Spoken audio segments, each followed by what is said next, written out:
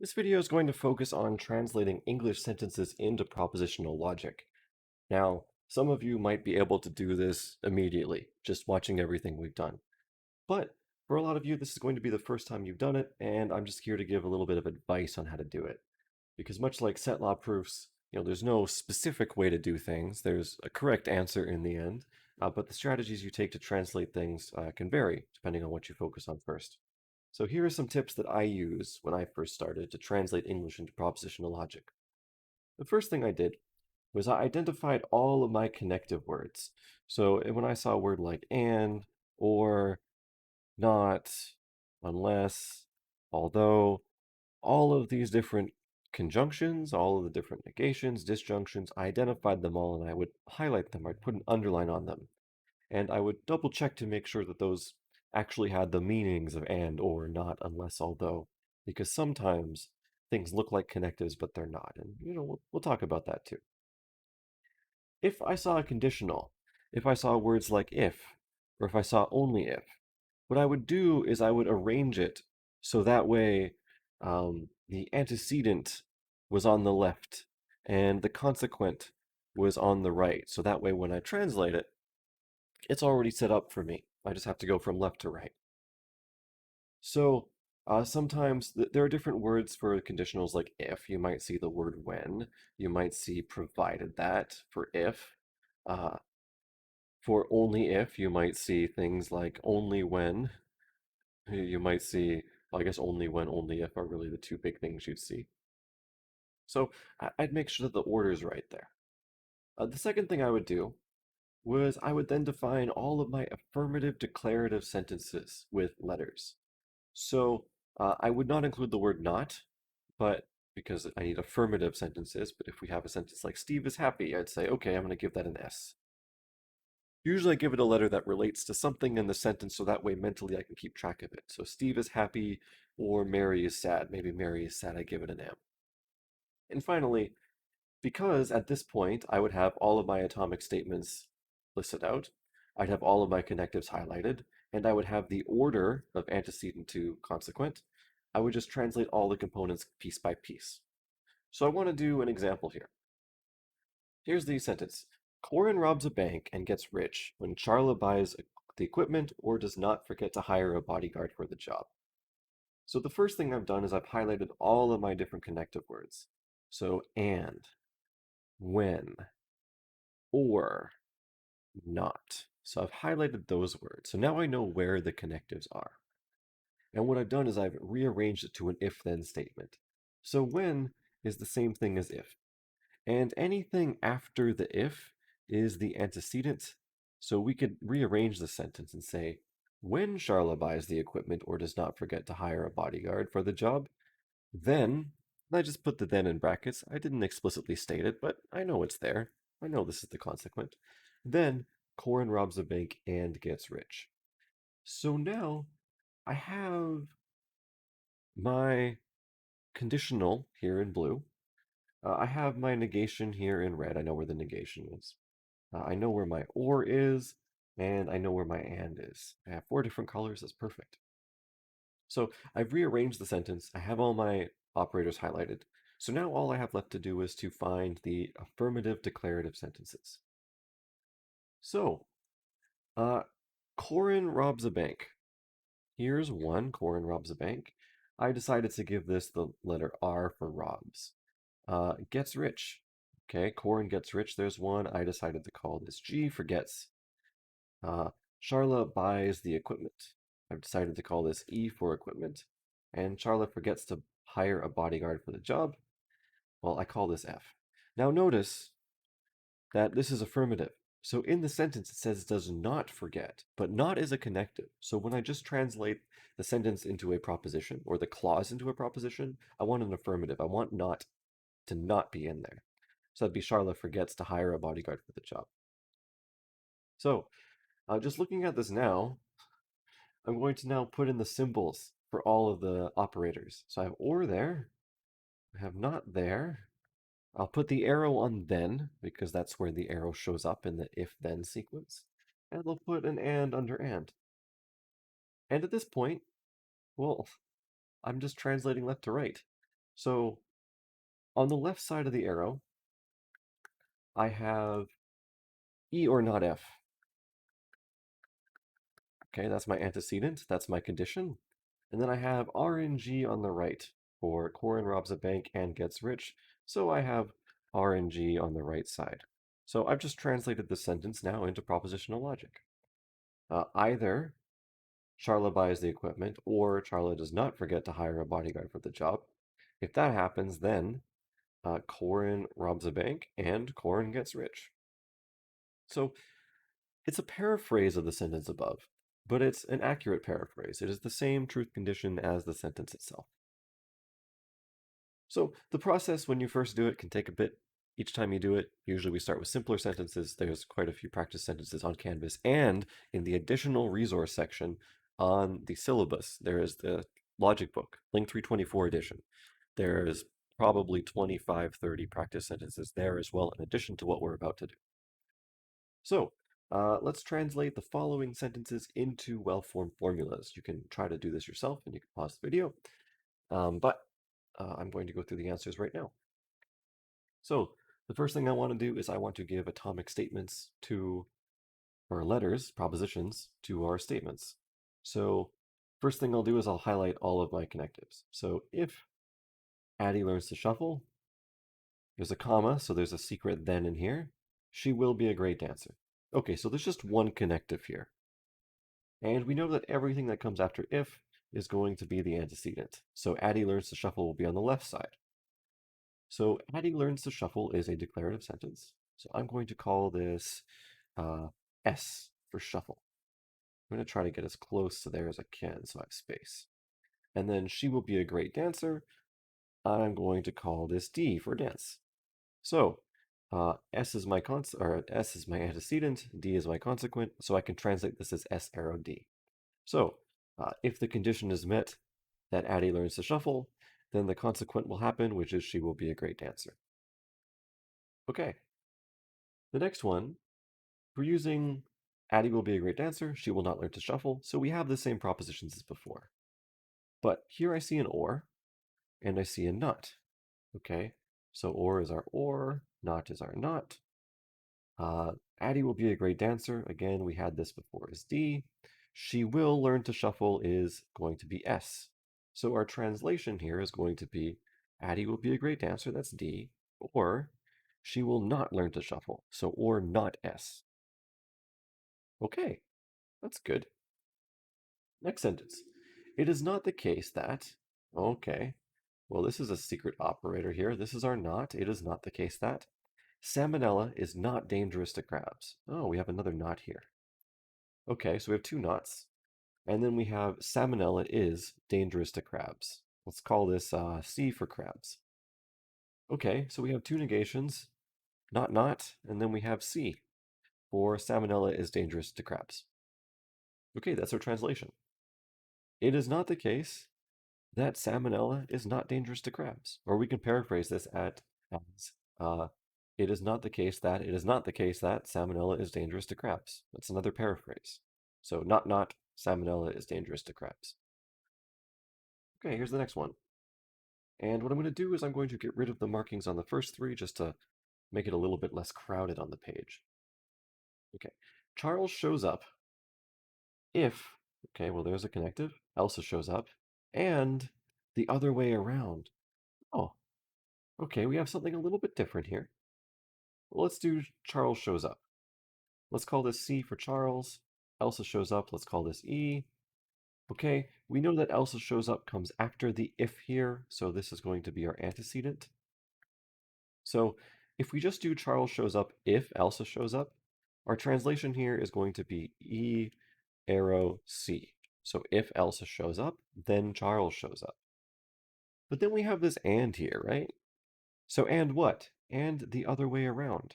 So what this means is we just take the reverse direction of E arrow C. So the other way around also means then, okay, then we're going to have C arrow E. So the other way around would be another way of saying vice versa. So Charles shows up if Elsa shows up, and vice versa. So E arrow C and C arrow E. That would be a nice translation because it's one-to-one with English, but you could have an equivalent translation, which would be E if and only if C. That would be another acceptable translation. That's just a shorter form for what we just did. Okay, I'll clear this up again to make some space. Okay, if father and mother both go, then I won't. Okay, if, then I won't. So this is just short for I will not go. So maybe we should actually specify some keys here. I'm going to do this at the top. So this is father goes. I'm going to make that F. M is going to be mother goes. And I is going to be I go. So those are our three propositions here. Now we have a word but. Okay, this is and. I'm going to put the negation on then, or the arrow on then, and negation on not. Okay, but if only father goes, then I will go. Okay, this is a little bit more complicated than what we did before. This has a few connectives. So there's a then there. And what is this? If only father goes. So this means that F goes and mother does not go. So only father goes has some extra meaning in there. That means F and not M. That means father goes and mother does not go. Okay, and then I will go would be I. Okay, so we sort of have these two units here, separated by and. And okay, if father and mother both go, we can call this F and M, and then I won't, we can call that not I. Okay, so we have a nice little translation here that's piece by piece. It did take a little bit of work to figure out, but we can translate this now. In fact, it's kind of nicely done here. So this would be, if father and mother both go, then I do not go. But, which means and, if only father goes, which means father goes and mother does not go, then I go. So if F and M not M, then I. So this is our translation for E. If F and M, then not I, and if F and not M, then I. So that one was a little bit more complicated than the other ones. There's a lot of different connectives there. But again, if we just spend time and we say, okay, I got an if here, I have a not here, I have a but, I have an if, I have a then, we can get those connectives out. Then we just take a little bit more attention to what the actual meanings are of these remaining affirmative declarative sentences. Okay, so again, I'll clear this up. I'm going to get rid of some of these pieces. I'm going to raise them up a little bit because I need space on the bottom for this last one. Okay. I will take the train to school, or, so there's a connective, or the bus to school, if and only if. Okay, I'm just going to put the connectives in there. Or is or, if and only if is our biconditional. Translate makes an effort to increase bus frequency and bus drivers' attitudes. Okay, so I'm going to say I will take the train to school. This is T for train. I will take the bus to school. That's B for bus. Translate makes an effort to increase bus frequency. Let's call this E for effort. And bus drivers' attitudes, let's call that B for bus drivers' attitudes. And this bus drivers' attitudes includes translate makes an effort to increase, right? Because this is just the end of the verb phrase, or the end of the noun phrase here. Actually, I can't do B because we've already done B. Let's do D for drivers' attitudes. Okay, so actually this is kind of nice because left to right, it's already translated quite nicely. It's either T or B. I will take the train to school or the bus to school, if and only if. This is our biconditional. And then E and D for translate makes an effort to increase bus frequency and drivers' attitudes. So those are some questions in translating propositional logic. I want to do one more. I want to take a sentence, draw its syntactic tree, and do its truth table. So this is like doing everything at once. Okay, it is not the case that I will be upset if you don't show up. Okay, so I have a don't here, and I have an if, so that is going to be our antecedent on the right. So what I want to say is that this sentence is also ambiguous. In fact, I want to get rid of these markers first, just to show the ambiguity. It is not the case that I will be upset. That could be one translation. So we could say not you. That would be one. Another thing could be, it is not the case that I will be upset if you don't show up. So this could be the negation of everything inside. Okay, so what I want to do is I want to give these some labels. So I will be upset. I want to call this you. You don't show up. You don't show up. I'm going to call this not S for not show up. This is an if, so this is going to be the antecedent, which means we're going to have not S. Okay, so the first translation I'm going to do is the case where the entire thing is negated.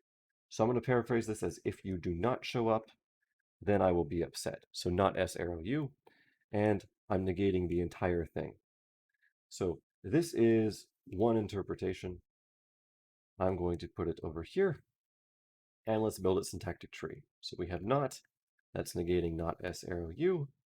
This not S arrow U is splitting into three parts, not S arrow and U, and the not S is splitting into not an S. Okay. The second translation, actually let's keep this antecedent talking here. But in the second translation, we have it is not the case that I will be upset. So that would be not you. So our second possible translation is to say, if not S, then not you. So if you don't show up, then it is not the case that I will be upset.